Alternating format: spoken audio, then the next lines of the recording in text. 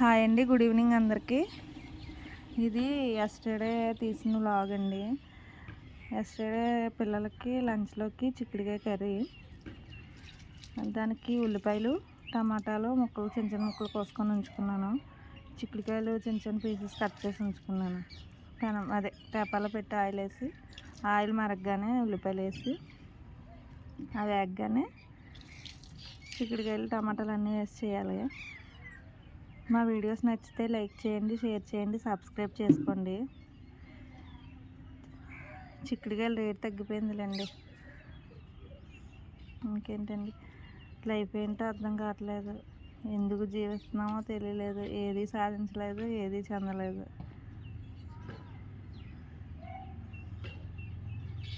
Age అయిపోతుంది, ఏం చేయలేదు. ఒక పక్క వంట చేస్తూ గిన్నెలు తోముతున్నాను.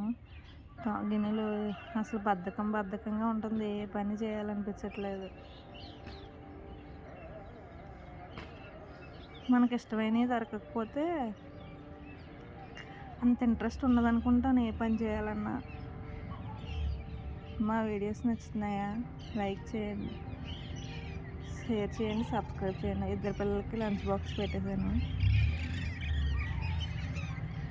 ఇదంతా అయిన తర్వాత ఊరు వెళ్ళాం అనమాట. మా పెదనాన్నగారు చనిపోతే ఆ కార్యానికి వెళ్ళాం. మా అమ్మాళ్ళ ఊరు. బస్సులు ఫ్రీ బస్సు ఇవ్వడం వల్ల బస్సులు అయితే అస్సలు ఖాళీ లేవు. బస్సులు కూడా ఆపలేదు. బస్సులు ఎక్కే లేకపోతున్నాం అండి బాబు. చాలా చాలా రష్గా ఉంటున్నాయి.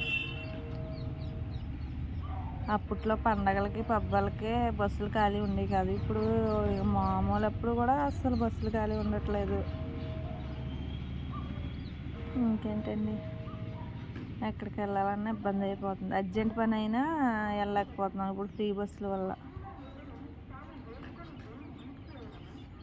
ఇంకేంటండి, చూడండి బస్సులో నిన్న ఎక్కిన బస్సులో ఇద్దరు ఫుల్ గొడవ ఆడేసుకున్నారు. ఇద్దరు ఆడవాళ్ళు.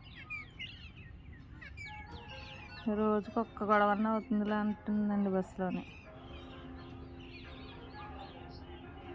అటు నుండి వచ్చేటప్పుడు మా నాన్న జీడిపిక్కలు కాల్చి ఉంచారు, అవి పట్టుకొని వచ్చాను. మా పిల్లలిద్దరూ చితక్కొట్టుకొని తింటున్నారు. అస్సలు బస్సులు ఆపలేదండి బాబు. మా నాన్నగారు ఉండడం వల్ల ఆపారు బస్సు అన్న. అస్సలు బస్సులు ఆపట్లేదు. ఇంత జనం, ఒక 20 మంది 30 మంది ఒకే దగ్గర ఉన్నాం నిన్న. అందువల్ల అస్సలు ఆపలేదు. అదే ఫంక్షన్ కదా,